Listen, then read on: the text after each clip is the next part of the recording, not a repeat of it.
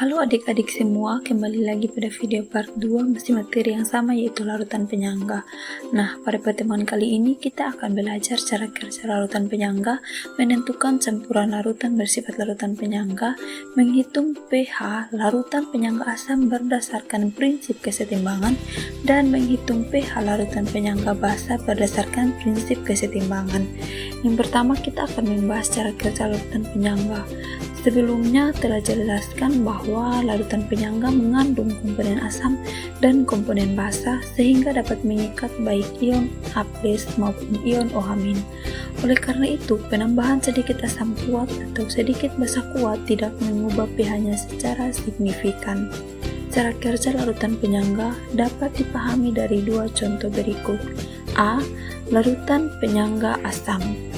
Contoh, larutan penyangga yang mengandung CH3COOH dan CH3COO-. Dalam larutan tersebut terdapat asam lemah dan basa konjugasinya.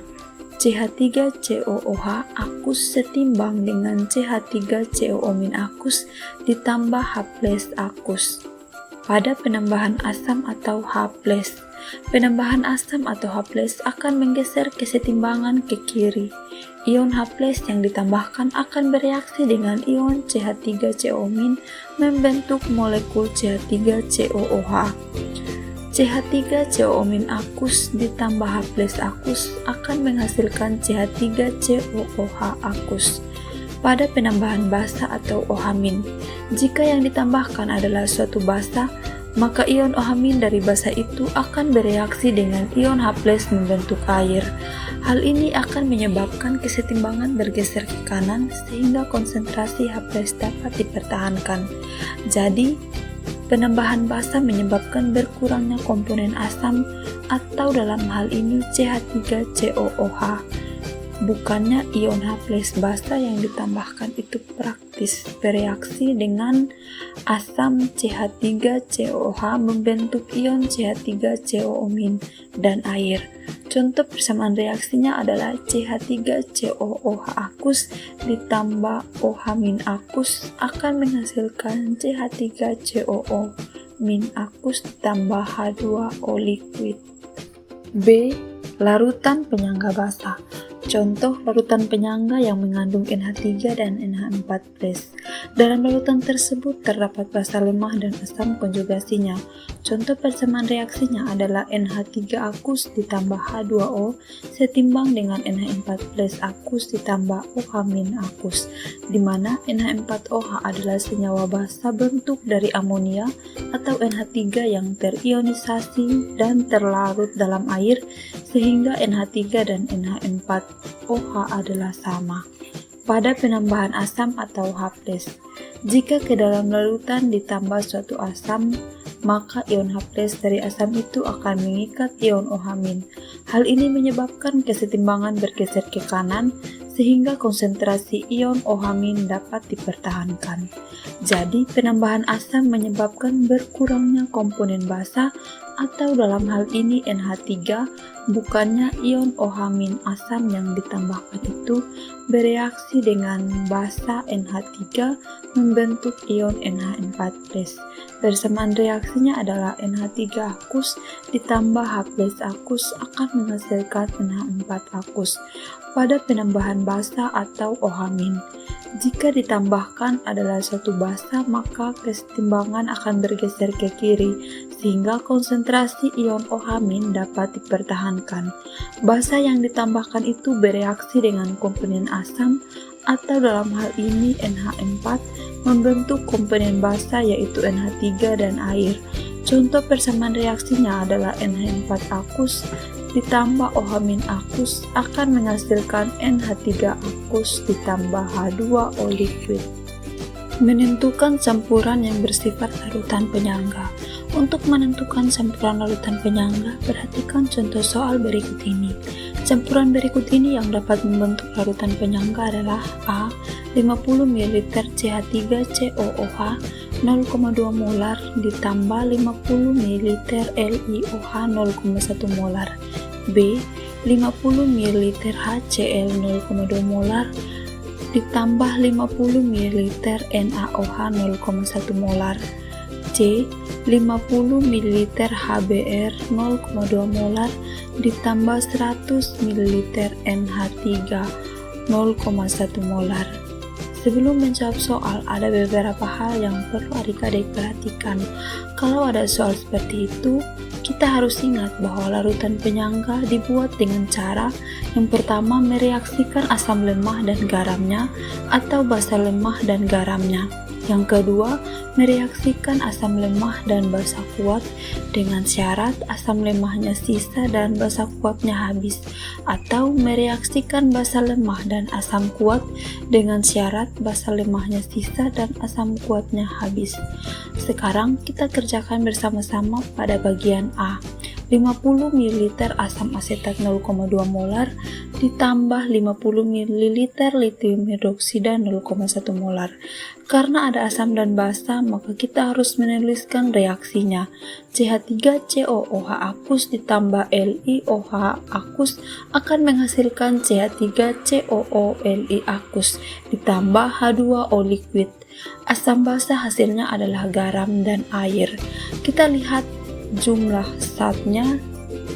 Kita tentukan dulu mol dari asam asetat atau CH3COOH. Karena data yang diketahui adalah molaritas dan volume, maka kita kali yaitu molaritas dikali volume, yaitu 50 dikali 0,2, hasilnya adalah 10 mmol.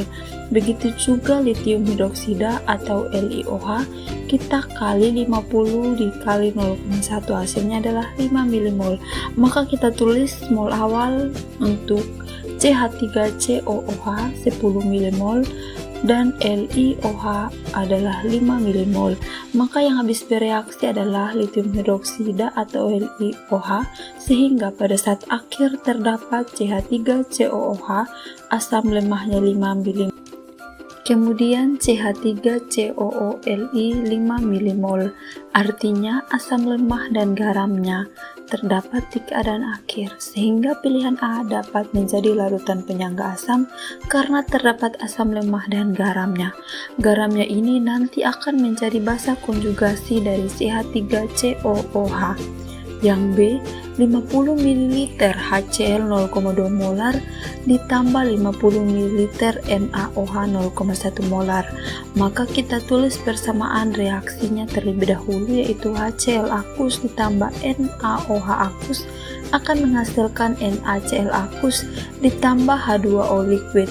Karena ini merupakan basa kuat dan asam kuat, maka bukan termasuk larutan penyangga. C. 100 ml NH3 0,1 molar ditambah 50 ml HBr 0,2 molar. Basa lemah dan asam kuat. Maka kita cari dulu mol dengan cara molaritas dikali dengan volume.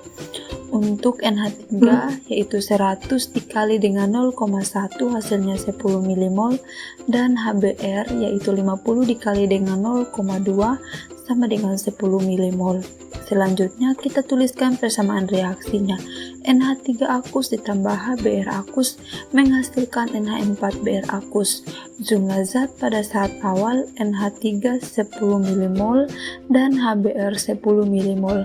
Karena perbandingan koefisiennya 1:1, maka kedua senyawa ini habis bereaksi. Karena habis bereaksi, maka bukan termasuk larutan penyangga. Selanjutnya kita akan melakukan perhitungan pH larutan penyangga berdasarkan prinsip kesetimbangan. Untuk menghitung pH larutan penyangga, maka terlebih dahulu kita harus memahami larutan tersebut bersifat asam atau bersifat basa. Berikut ini penggolongan larutan penyangga dan rumus perhitungan pH. Sebelum itu, kita harus mengetahui langkah-langkah menghitung pH larutan penyangga. 1. Menentukan mol asam atau basa lemah. 2. Menentukan mol asam atau basa konjugasi atau garam. 3. Menghitung ion H+ atau ion OH-. 1. Larutan penyangga asam. Larutan penyangga bersifat asam apabila terdiri dari campuran asam lemah dengan basa konjugasinya. Contohnya adalah CH3COOH dengan CH3COONa atau CH3COO-. Basa konjugasi CH3CO- ini dapat diperoleh dari larutan garamnya, yaitu dari kation logam dari masing-masing anionnya. Contohnya CH3COONa, CH3COOK, CH3COO2 kali Mg, HCO3K, dan lainnya. Rumus larutan penyangga yang bersifat asam yaitu sebagai berikut. Konsentrasi H+ sama dengan Ka dikali Na dibagi NBK. pH sama dengan min log konsentrasi H+. pH sama dengan 14 kurang POH, di mana Ka sama dengan tetapan ionisasi asam lemah, Na sama dengan jumlah mol asam lemah, NBK sama dengan jumlah mol basa konjugasi. Tentukan pH dari campuran 200 ml larutan HNO2 0,15 molar dengan 150 ml larutan KOH 0,1 molar. Berapa pH campuran larutan tersebut? Jika diketahui Ka sama dengan 10 pangkat minus 5. Di sini yang diketahui adalah volume dari HNO2 yaitu 200 ml, volume dari KOH sama dengan 100 ml. Berikutnya adalah konsentrasi atau molaritas dari HNO2 sama dengan 0,15 mol. Molaritas dari KOH sama dengan 0,1 molar. Nah, yang ditanya adalah pH hasil campuran. Kita masuk pada pengerjaan. Untuk itu kita cari terlebih dahulu mol mula-mula NHNO2 sama dengan volume dikali molaritas sama dengan 200 ml dikali 0,15 molar sama dengan 30 mmol. NKOH sama dengan volume dikali molaritas sama dengan 150 ml dikali 0,1 molar sama dengan 15 mmol. Nah, sekarang kita akan menuliskan persamaan reaksinya, yaitu HNO2 ditambah KOH akan menghasilkan KN2 ditambah H2O. Pertama-tama kita lihat jumlah zat mula-mula. HNO2 adalah 30 mmol, sedangkan KOH adalah 15 mmol. Jika dilihat di sini KOH-nya habis bereaksi. Nah, reaksi di atas menunjukkan pada keadaan setimbang dihasilkan HNO2 sebanyak 15 mmol, KNO2 sebagai basa konjugasinya atau garam, sehingga reaksi tersebut bisa membentuk larutan penyangga. Setelah itu, lakukan perhitungan pH pada larutan penyangga dengan langkah-langkah yang sama seperti pada nomor 1. 1.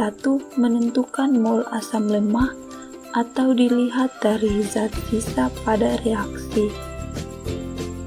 Mol HNO2 atau Na sama dengan 15 mmol. 2. Menentukan mol basa konjugasi atau garam. Mol KN2 atau NBK sama dengan 15 mmol. 3. Menghitung ion H+. Konsentrasi H+ sama dengan Ka dikali Na dibagi dengan NBK. Konsentrasi H+ sama dengan 10 pangkat minus 5 dikali dengan nilai dari Na sama dengan 15. Dan nilai NBK sama dengan 15. Konsentrasi H+ sama dengan 10 pangkat minus 5 dikali 1. 4. Menghitung pH. pH sama dengan minus log konsentrasi H+. pH sama dengan minus log 10 pangkat minus 5, jadi pH-nya sama dengan 5. 2. Larutan penyangga basa. Larutan penyangga bersifat basa bila terdiri dari campuran basa lemah dengan asam konjugasinya. Contohnya adalah NH4OH dengan NH4+ atau NH4Cl. Asam konjugasinya adalah NH4+. Ini dapat diperoleh dari larutan garamnya, yaitu dari anion logam dari masing-masing kationnya. NH4Cl, NH4Br, NH4NO3, NH4L, dan lainnya. Rumus larutan penyangga yang bersifat basa yaitu sebagai berikut. Konsentrasi OH- sama dengan Kb dikali Nb dibagi NaK. pOH sama dengan minus log konsentrasi OH-, pH sama dengan 14 kurang pOH dengan keterangan yaitu Kb sama dengan tetapan ionisasi asam lemah, Nb yaitu jumlah mol basa lemah, NaK sama dengan jumlah mol asam konjugasinya. Sekarang kita masuk pada contoh soal. Ke dalam 100 ml larutan NH3 0,1 molar ditambahkan 100 ml larutan NH4 2 kali SO4 0,1 molar. Berapakah campuran itu? Dengan tetapan Kb NH3 sama dengan 1,8 kali 10 pangkat minus 5. Nah, sekarang kita akan menjawab. Campuran larutan NH3 dengan larutan NH4 2 kali SO4 bersifat penyangga karena mengandung basa lemah atau NH3 dari asam konjugasinya. Jumlah mol NH3 sama dengan 100 ml dikali 0,1 milimol per mililiter sama dengan 10 milimol. Jumlah mol NH4 2 kali SO4 sama dengan 100 ml dikali 0,1 milimol per mililiter sama dengan 10 milimol. Jumlah mol ion NH4 plus sama dengan 2 kali 10 milimol sama dengan 20 milimol. Konsentrasi OH- sama dengan Kb dikali Na dibagi NaK sama dengan 1,8 kali 10 pangkat minus 5 dikali 10 dibagi 20 sama dengan 9 kali 10 pangkat minus 6.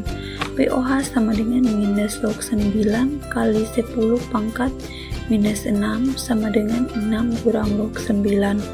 Maka pH sama dengan 14 dikurang 6 dikurang log 9 sama dengan 8 ditambah log 9 sama dengan 8,95.